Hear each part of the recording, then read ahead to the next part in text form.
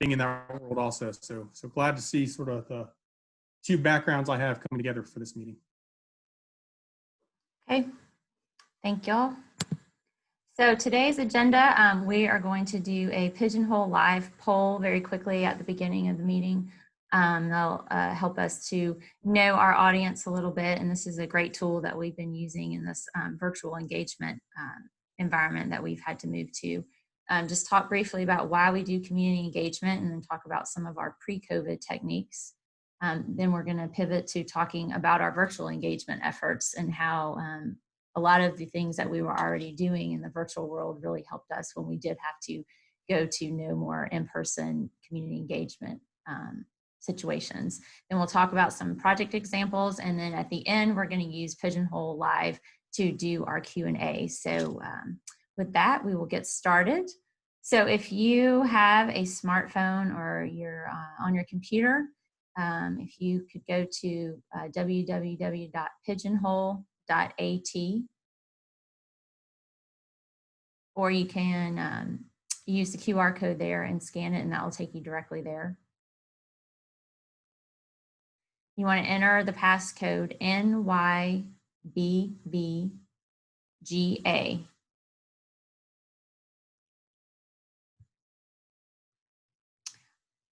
So if you go to the opening poll, it says cast your vote.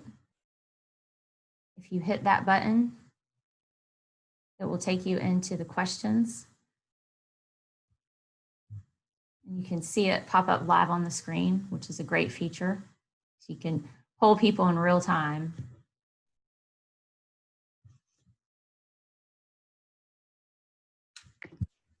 And I definitely We're asking for the code again.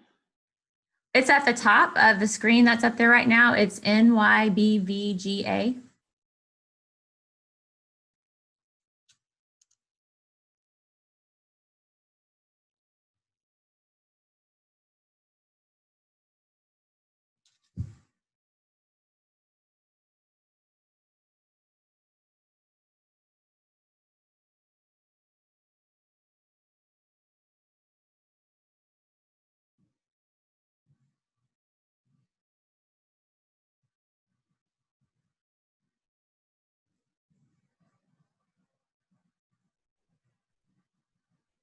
Okay.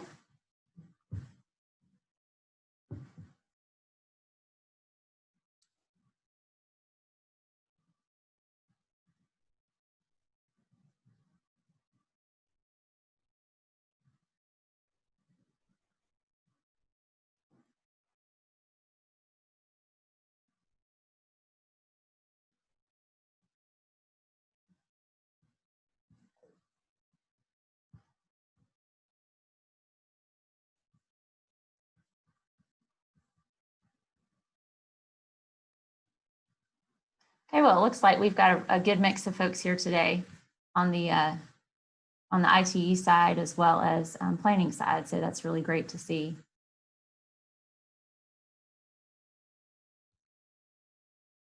And then in which sector do you work? It's mostly, looks like a good mix also of private, public, and then nonprofit. So thanks everybody for participating. Again, that's just a live demonstration of one of the many tools that we've been using as we've had to go to virtual engagement. So why do we do engagement, community engagement? I know, some of the transportation projects and things, maybe some people here don't really understand or don't have to do that sort of thing. So for us, it's very important just to learn more about the community where you're working. We come in as consultants, and sometimes people think, oh, they don't really know anything about our community. So it's very important that we talk to people and find out more about the community where we're working, find out all the little nuances that we might not be able to know or understand. It also allows us to create momentum for our planning process and our projects, and discover the advocates in the community that can help us move things forward and get the word out about the work that we're doing, and then also establish a framework to continue that engagement.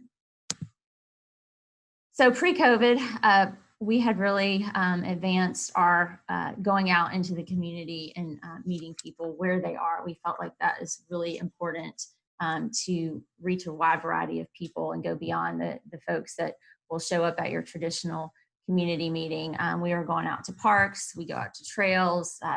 For one of our projects, we were going out to shopping plazas, talking to people. We were doing a lot of pop-up events at festivals. You can see here, we were had a face painter at one of our booths at a festival, and we got kids to come over to get their faces painted, and we could talk to their parents about the project, as well as obviously other people that happened to walk by. But it was a really great way to get people to come over and talk to us about that particular project. And then we do a lot of, we were doing a lot of design charrettes, talking to people and getting their input and testing those ideas in real time. Then also just the traditional community meetings. Again, those are very important, as there are people who very much still like that format. We feel like it's really important to understand the history of the communities where we work. For the Gwinnett 2040 Unified Plan that we worked on, they were in the midst of celebrating their bicentennial.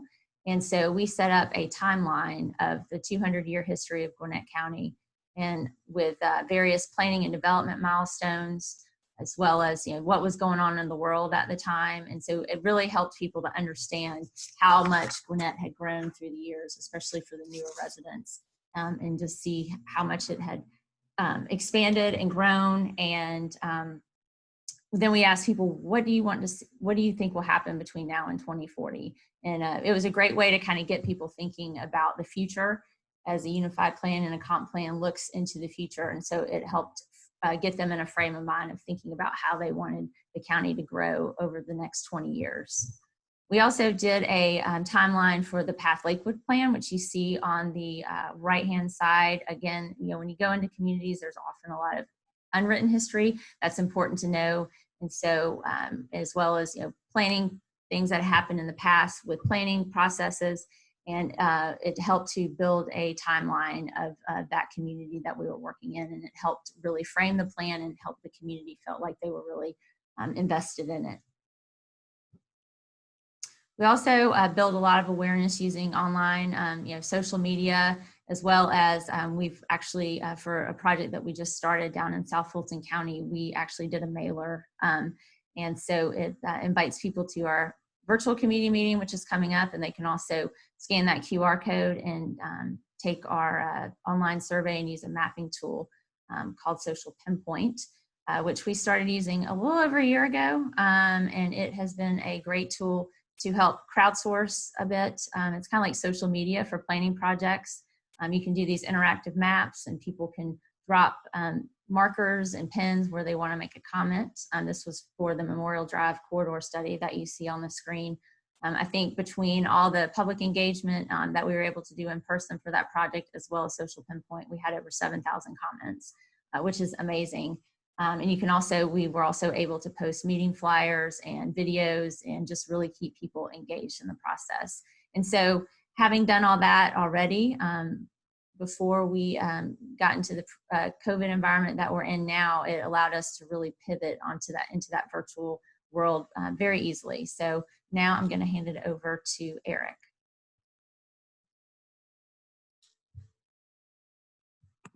Great, thank you, Lauren. So we're going to talk a little bit about some of the things we've been doing now that we're in our COVID environment.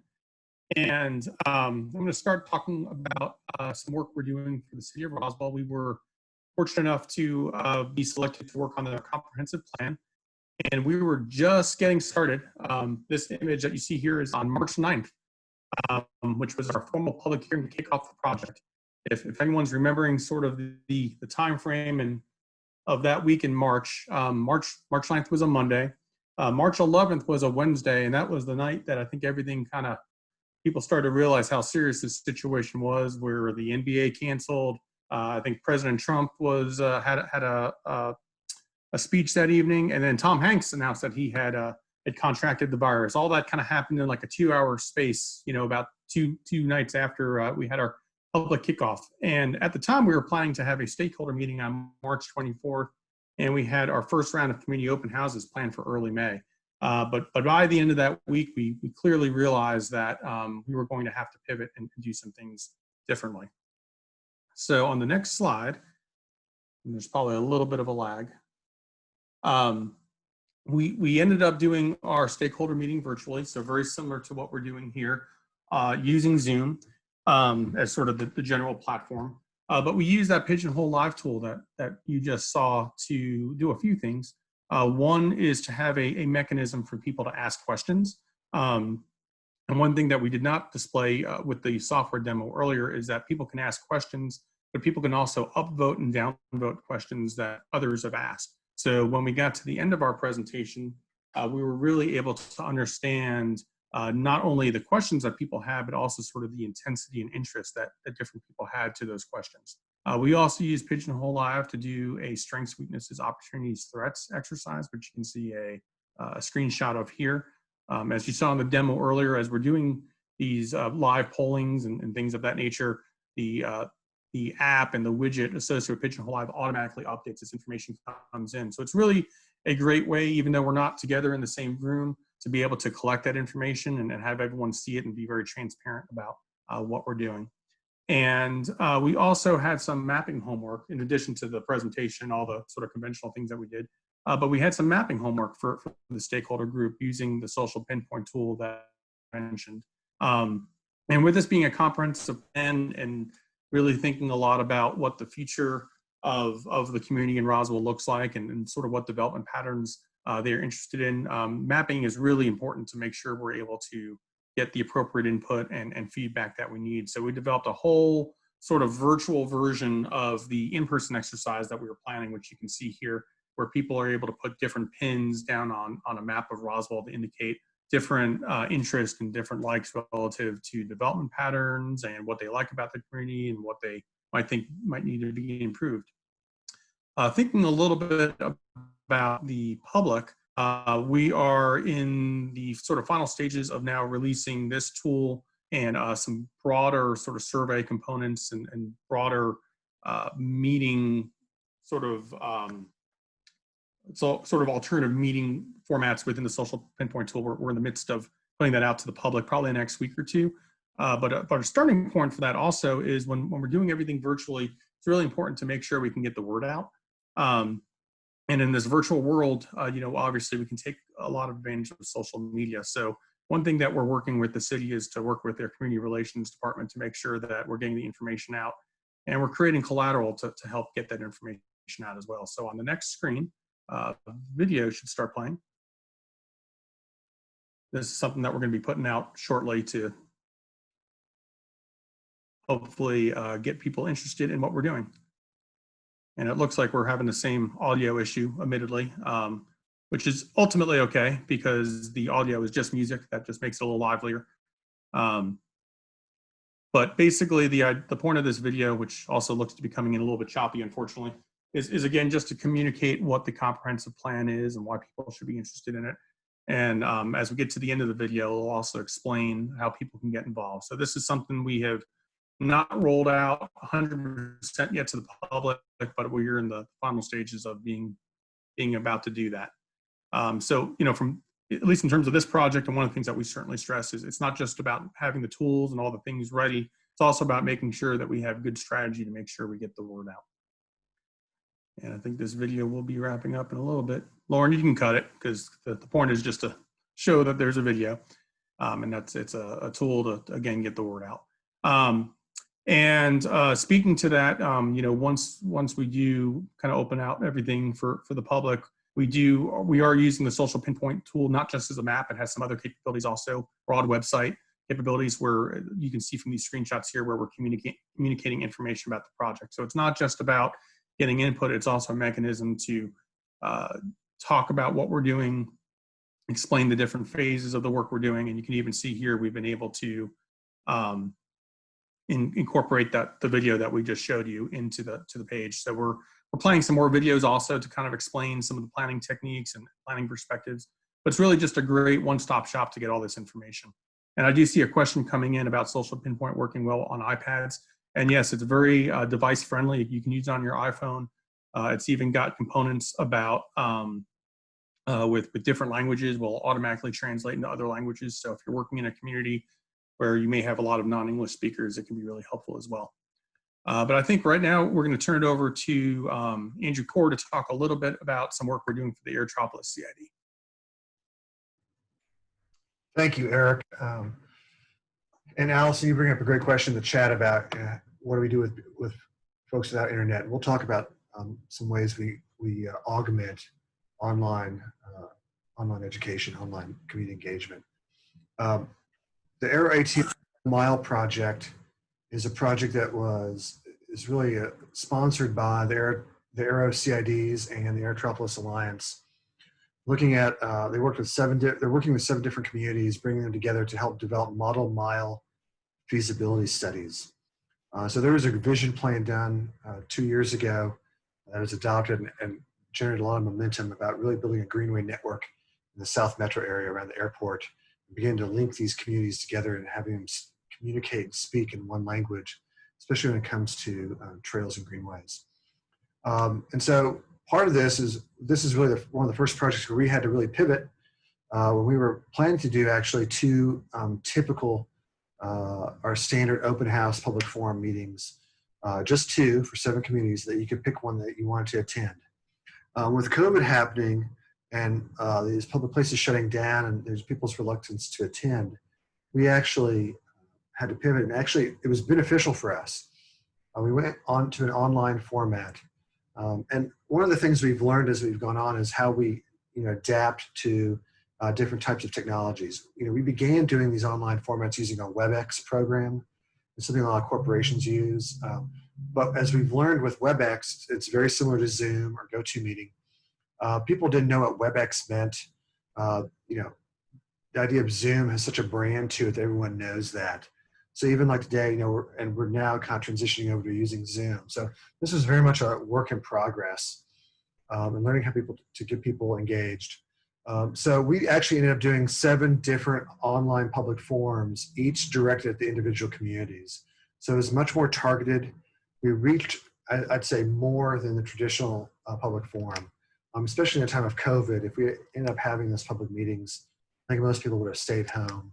Or they were, again, what we're seeing now happening is that when you're coming home from work after a long day, you've been on the computer all day, at 4 o'clock or 5 o'clock, you don't want to stare at your computer anymore. So the idea of the traditional meeting at 4 o'clock or 5 o'clock has, not that it's gone away, but we've been experimenting with daytime presentations, weekend presentations, and different times of the day to engage people. And we can also actually keep it to 1 hour. We typically find with 1 hour presentations. So this is a project of the city of, this is one of the model miles of the city of Atlanta. This is an area called Adams Park, which really trying to link Campbellton Road, which has a high number of MARTA users, very few sidewalks. If you look at that picture on the bottom right-hand side, very poor connectivity, bike lanes, but no sidewalks, which is very ironic in Atlanta. And but a lot of great assets. So, Lauren, if you go to the next screen. So just to kind of give you some context, and just to kind of, Adams Park is a historic neighborhood, a lot of green space and open space, from Greenwood Cemetery, Casper Springs Nature Preserve, AT Homes Golf Course, Adams Park. There's a lot of history here, dating back to the Civil War and to the 20th century. And the civil rights era. So there's a lot of things to capture. So we actually used images like this on the screen, but using online public engagement, we were able to target our audience, to actually zoom in and zoom out in the PowerPoint presentation itself, to actually talk about specific items and elements. And when you're doing online presentations, what we found is that whereas if there's a lot of information for someone to disseminate and to take in at one time, so you really have to simplify the presentation. If you're doing a traditional town hall, you can actually go and take your time and choose what you want to view. Well, in an online presentation, you're actually just receiving information from the presenter. So you really have to kind of really simplify and target key points. It really helps, forces everyone to articulate what we're speaking about. So go to the next slide, Lauren. So we use Pigeonhole Live here too. This is a video we're gonna play. There is no audio. It's really just showing in real time. We kind of shortened this entire video of how we did the Q&A after this public forum. So when you do a Q&A like this in Pigeonhole Live, you're actually able to select a photo, vote on questions. We're actually able to moderate those questions and administer them so we make sure that they're appropriate. they don't have profanity or inappropriate, and before they go online, then people vote. The idea is that you actually, you allow people, and it's what we say is democratizing the experience, right? So we know how those typical public meetings are. There's the same few people, they're loud, they dominate the conversations, they really can draw people down a rabbit hole. The idea here is really to give someone who has the quietest voice in the room the ability to answer a question and really be heard. And potentially those questions are ones that are popular, questions that people really want to see answered, but they're afraid to ask, so they can vote on those. You can comment on these. And all of this is actually moderated. And then the best part about this is it's all documented. So at the end of the day, we have a record of who asked the question, if you want to put your name in there, what question was asked, how many people voted on it, the popularity of the question, and then we actually develop a response to that. So it's all documented. So it's great for, if you're doing something at, whether it's a traditional public open house or getting information, you have that record data that you can attach to documents and reports. So I wonder if you don't mind going to the next slide. So really it's been a huge, and I'm going to transition back over to Eric. It's really been a really great resource and something that's not the be all and end all, but it's another tool in the toolkit. So with that, Eric, I'm going to turn it over to you. Great, thank you, Andrew. So we're also doing some work for the city of Woodstock, and I see some of our friends from Woodstock online, so appreciate you being here. The city was fortunate enough to be awarded a Smart Communities Challenge grant last year, and we were hired to assist as part of that effort to help really with the planning process to help them understand what type of smart technologies they may want to implement in the city, and very specifically also in the downtown corridor area. These grants are pretty interesting because it's really it involves Georgia Tech researchers and people from the community, and it just involves a lot of different people and perspectives. So we're really fortunate and excited to be part of it. But on the next slide, our focus was again a planning process to help assist the city in understanding what directions they may want to go in. And obviously, in something like this, we really thought it was important to make sure we were getting some good community input. So we were fortunate enough that we were able to start this process pre-COVID back in late 2019, and we had a combination of an online survey using the social pinpoint tool that we've been referencing quite a bit, and then also some in-person intercept interviews that many folks from city staff and other people involved with the grant helped out with. And we basically just had kind of an overall ranking exercise that we used to understand where the priorities of the community might be and how that might relate to smart technology. And I think that's a really important point that, sometimes as planners and just people who are out there communicating to the public and trying to get input, we run the risk of forgetting, which is that, we're out there to get information, and we're also have a responsibility and an obligation to make sure we use that information. So we really wanted to make sure that our questions and ideas were very succinct and really straightforward, and also designed to be usable in our process. So we were able to use this information. If you go to the next slide, we were able to use this information to really, again, inform kind of the general ideas that were of interest in the community. And we found that a lot of interest in just sort of transportation and pedestrian bicyclist movements and parking in the downtown area were certainly things that rose to the top. And this really helped us pivot to the online mapping tool that we've shown you a couple of times now. I hope many of you have been to downtown Woodstock. It's a really great place. Lots of cool restaurants, really just great walkable environment. Lots of things to see and do. Parking. There's lots of parking in downtown Woodstock. Let's make that clear. But if you want your prime parking spot right in front of the business that you might be going to, you may or may not be successful. So parking is a hot topic in downtown Woodstock, and we use this tool to ask a variety of questions, parking being one of them. But in this example, you can see here on the screen, we asked some questions specifically about parking and had people put down pins about parking.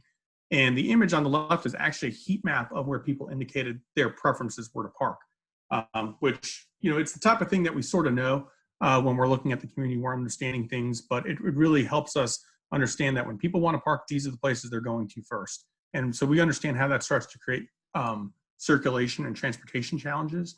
We also understand how that relates to once people are once they do get out of their cars, how they may be walking to the businesses and places that they're frequenting. So that's another question that we asked, that we're able to connect with this whole survey tool. And you can see the panel on the right is one of the comments that were related to sort of the visibility of crossings. So that's something else we're looking at as part of this project.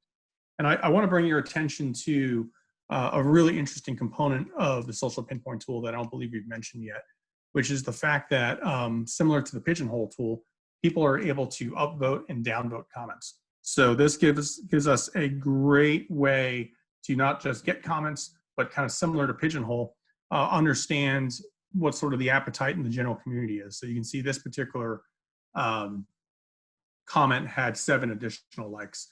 You can also see the Facebook and Twitter icons there. So there's lots of interaction with social media for those who choose to, post and then go on Facebook and say, hey, I just commented on the Smart Woodstock interactive map. So it's just another way to make sure we're leveraging all the tools that we have. And should mention that I know Lauren referred to when we used this tool on the Memorial Drive plan that we did last year, how that related to the number of comments. But on this project, one thing we're really excited about is that we didn't have quite those number of comments, but we had 181 people put pins down. So that's great. But the value of the up and down voting is that we had 836 additional upvotes and downvotes on those comments. So we get a good sense of what the comments are, but then again, we get to really understand through all that up and down voting what people are really thinking. And next slide.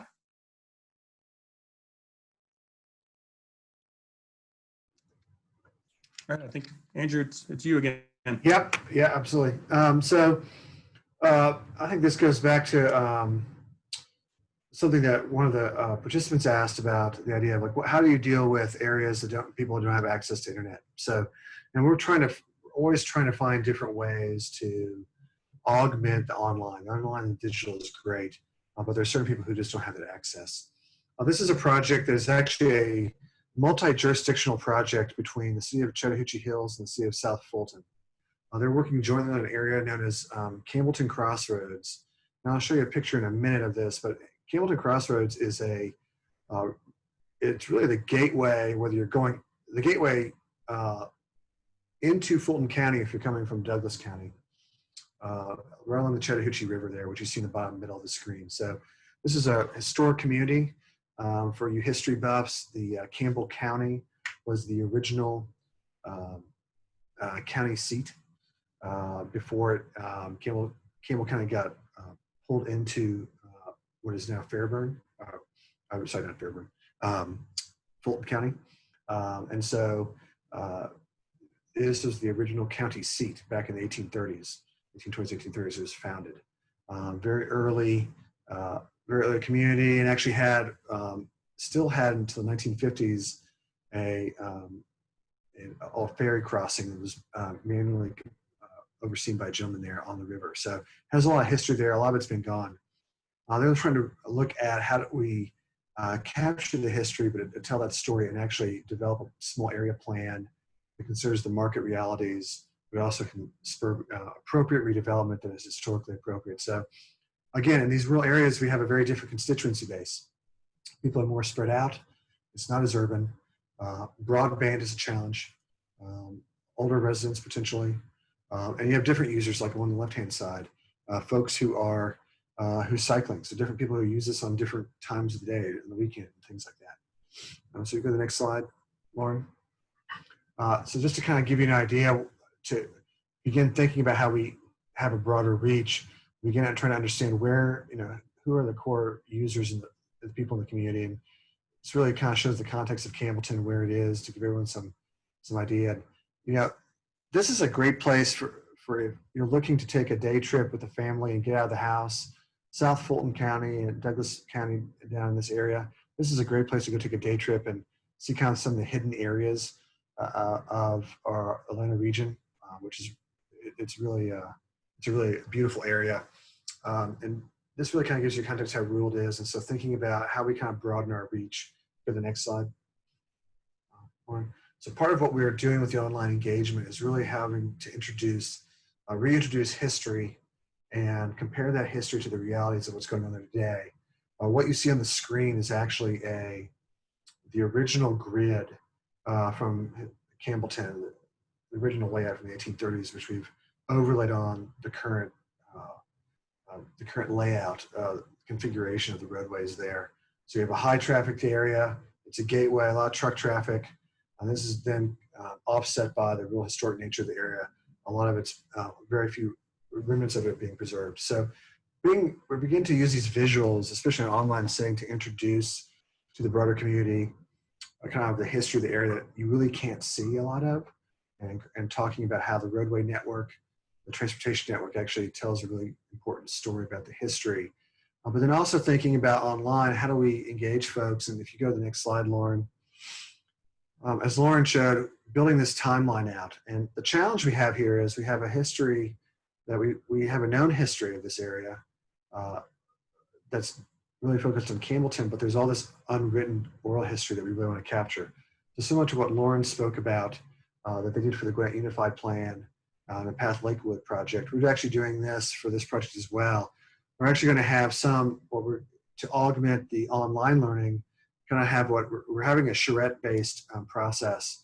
So it'll be a 3-day online charrette workshop where we'll do live check-ins with the community. People can come in during the middle of the day and we can kind of check in, as well as targeted stakeholder interviews throughout the day. But as part of the pre-charrette activity, we still want people to visit the site, because visiting the site will actually give you a real value and understanding of what we're trying to do there. So we're actually, in an area like this, we can actually do some social distancing and actually have people kind of have stations where people can actually come and visit during the day, on a Saturday, on the weekend. They can bring their family. They can learn about the history, visit the Chattahoochee, which who doesn't love to do that, and really get out and get in nature. But also introduce this timeline and really make it personal for everybody. So taking something that, while it's great online and we can see this, it's really cool graphically, actually taking pen to paper and saying, what is your personal history? And that's really important for both communities, so we can get on beyond just the Campbellton area, but understanding what's the history of the broader area around it, and really begin capturing that importance. So that'll be something we're trying to really augment and create that personal touch. So to get to people to come to the site, if you go to the next screen, Lauren, is, as she showed, kind of the postcard idea. And what we're really trying to do here is to first off, give someone a contact. So you have someone to reach out to and communicate with, a real human being, not just something online. So we have the name of the client names and contacts, as well as Lauren's contact information. But also then if they're willing to go and actually go to the actual website and begin using Social Pinpoint, engaging the website, and then actually inviting them to the virtual community meeting. And because broadband is limited in these rural areas, the city of Chattahoochee Hills has offered to actually open up their city hall space. If there's a need, and actually have people come in and actually participate in the virtual community meeting in a community space that where you're still socially distancing and sitting around from one another. So there's still space, it's very safe. So trying to find ways to do that. And I think especially that's going to be more appropriate even going on kind of post COVID, once the pandemic is addressed, is actually creating these settings where you can actually bring people into a room, or in a safe way. Let's say you imagine you have a group of an older population in a residential care facility, and they're active and they want to be engaged, but they can't attend online. You can actually get them in a room together, right? Imagine that. Or you're working with a community advocate, and they're actually going to working as a community resource to bring people together and bring those resources to them. The same can be said for bringing the internet to folks. So if they're coming to a virtual, to an in-person meeting, we can bring the internet and the technology with us so they can engage. What we're learning is that both, a lot of people have smartphones, but there's still a lot of people, even if you have a smartphone, they're not used to doing virtual engagement this way. So it's different for them. So if you go to the final slide, Lauren. And this is just this is the beginning of a process. And obviously these are areas that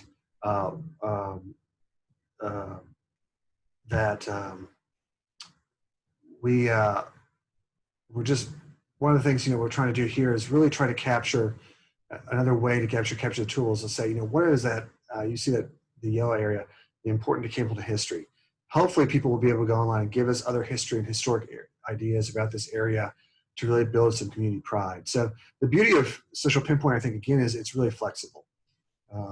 That it can be, you can use it to target specific information regarding different tools. So again, I think it's a really cool tool. And I think we're excited about seeing how this is going to work in a rural setting, an area we're trying to use lots of different resources to connect with folks. So with that, Lauren, I'm going to turn it back over to you. Oh, I'm sorry, over to Eric. Sorry. Yep, we got one more to go through quickly. And I think, you know, hopefully something that you've seen is, even though we're using really just one or two tools beyond just sort of the general engagement,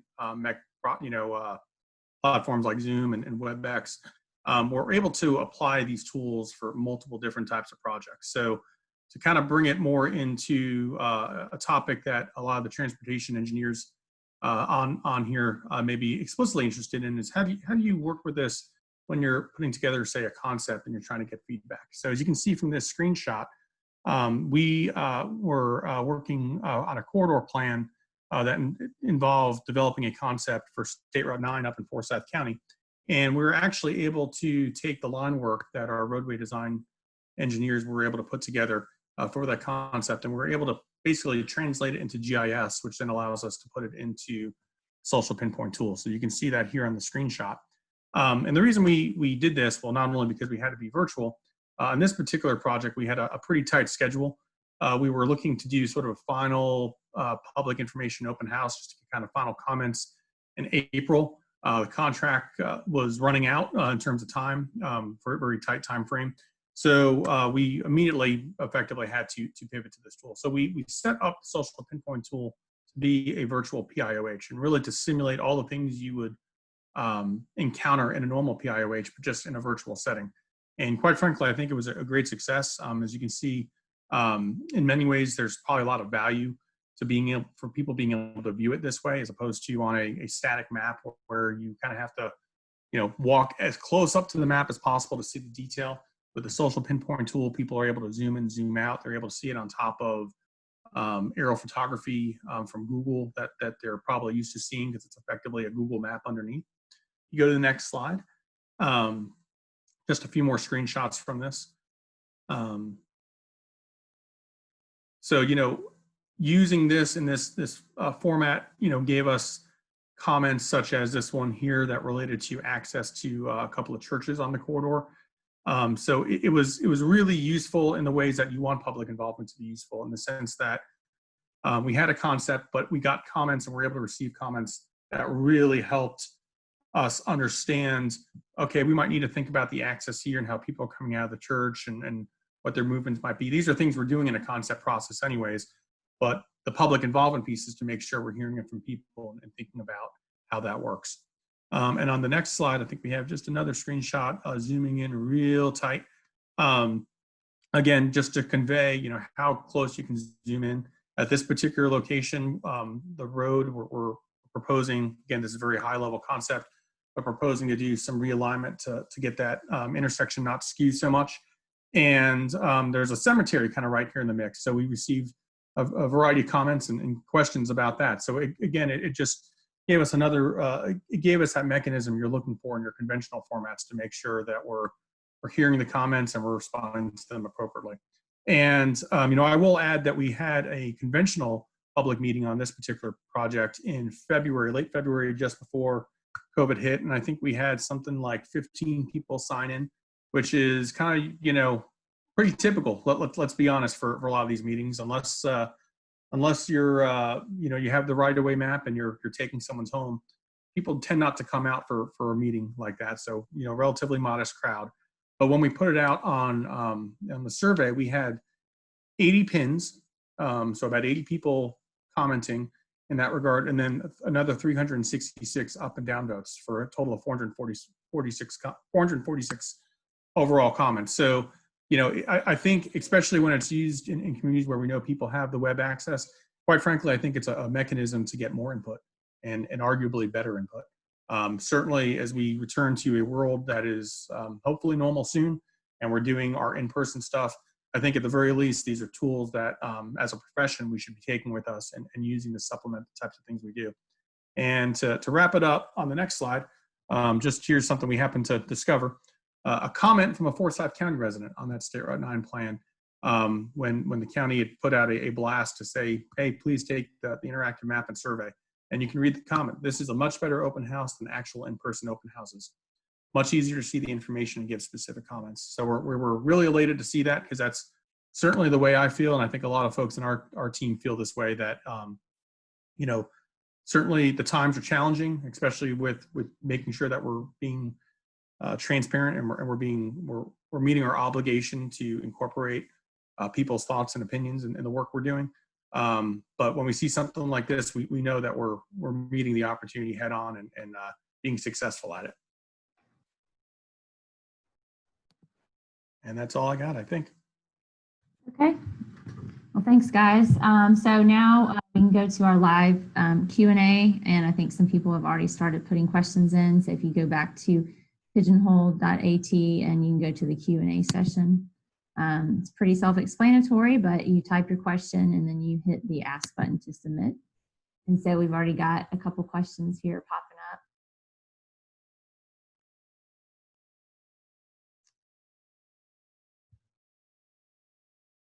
Can I use EPA grants to buy a subscription to Social Pinpoint? Does anybody know? Eric or Andrew? I'm not sure about that one. Yeah, I can't speak to whatever regulatory restrictions may or may not be on using grants for the tool, but I will add that the tool is, I think very, very reasonably priced. In our case, we do purchase a subscription, which gives us a number of projects / slots we can open up a year. The more slots you open, the more economical it is, but there's also mechanisms to just purchase a single slot if you have kind of a single project. One thing I should add about Social Pinpoint, and I know we're sounding a little bit like Social Pinpoint salespeople. That's not really our intent, but one thing that is great about the tool is that if you're, for instance, if you're a municipality and you're doing lots of different things, if you were to purchase a subscription, they have a lot of sort of CRM capabilities and things of that nature that kind of are able to track sort of participation amongst your community.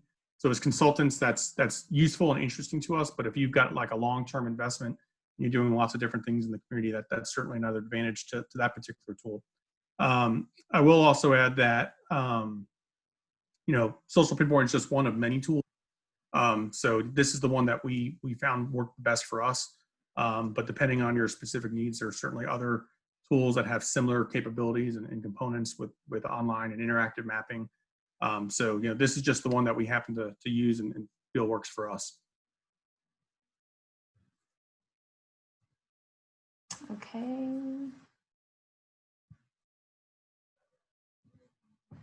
What about more disenfranchised neighborhoods where online engagement can be a challenge? Hey, Lauren, I want to say something about that and kind of mention it with Campbellton Crossroads a little bit, but Pigeonhole and all these tools are great, but to the degree that we also need champions in the community to connect us to those resources and promote it, right?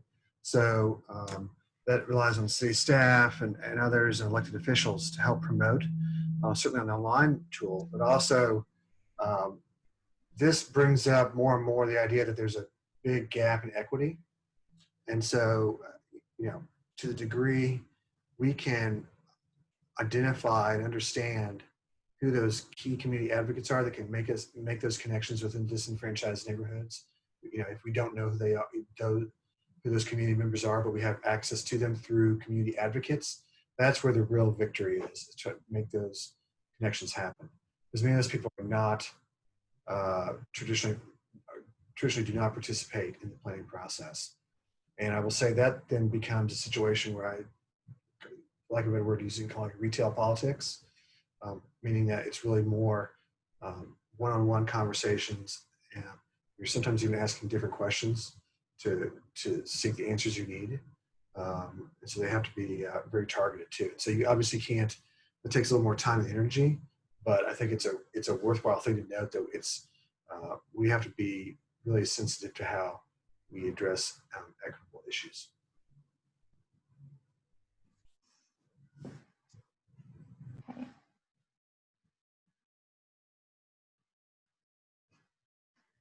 Somebody loves Woodstock Smart City. That's great.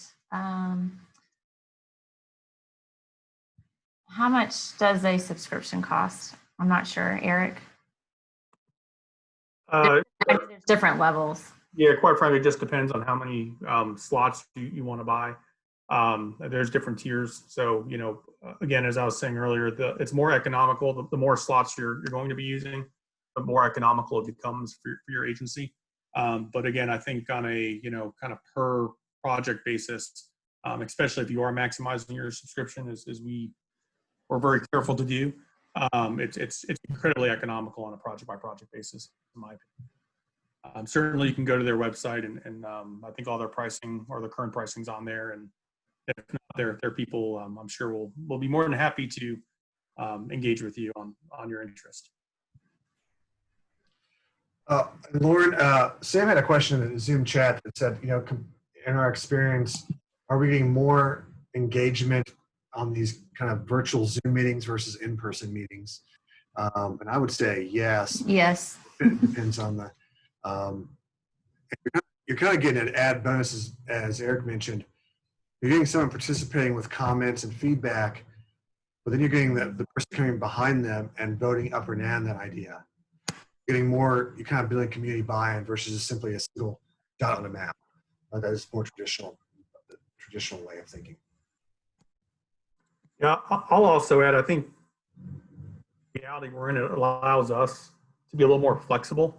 The conventional meeting is usually it's very static, right? It's at a specific time. It's typically 5 to 7, 6 to 8, 7 to 9 in the evening. It's in a very specific location that may or may not work for people's schedules.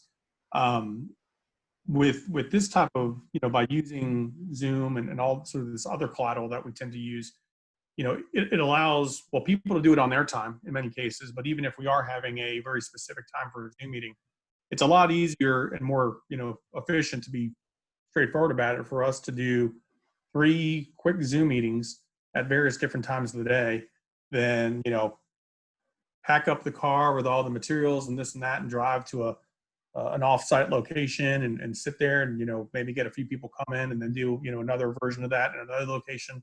So it allows us to be a little more efficient also. So I think there's a component where it's not just, meeting, comparing an in-person meeting to a single online Zoom meeting, but also the added flexibility of doing things in this more virtual environment, that it just allows us to be more adaptable and more sensitive to people's schedules and when they may or may not be able to get together. You may have noticed with the Campbellton project that Andrew was talking about earlier, and I know he talked a little bit about this, but that meeting was a lunchtime meeting, the time that it was set up at. So, a lot of it allows us to just be a little more flexible and adaptable to the community's needs and when it's going to be convenient for people to be out there. All right. Well, we really appreciate y'all taking the time to present today about how y'all have been virtually engaging the community. And thank you everyone for your questions. And GPA, we appreciate you joining us another year for another meeting. And if there are no more questions, the link for the PDH survey is in the chat. So if you would like to get your PDHs, please go ahead and get on there. I'm going to try something one more time on our end to see about getting sound done on the thing, just so we can share the video from our sponsor, KCI, one more time. So I can do that, then play. Good afternoon from KCI.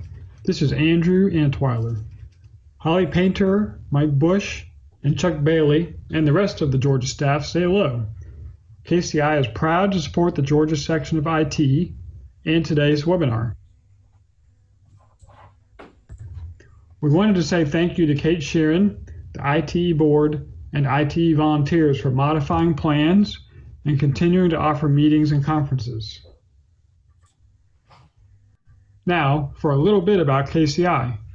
We are a growing full-service engineering firm with over 1,700 employees. We're also 100% employee-owned and rank among the top engineering firms in the country. We serve many clients in Georgia and enjoy finding solutions to meet their needs. KCI provides many services, including many aspects of transportation, utilities, and survey, including cool drone footage. Now I look forward to learning from my friends at Pond about how to communicate while wearing a mask. Thank you. Thank you, everyone, one more time for participating in today's webinar. Andrew, Lauren, Eric, thank you very much. And we'll go ahead and conclude the meeting here. Thank you. Thank you.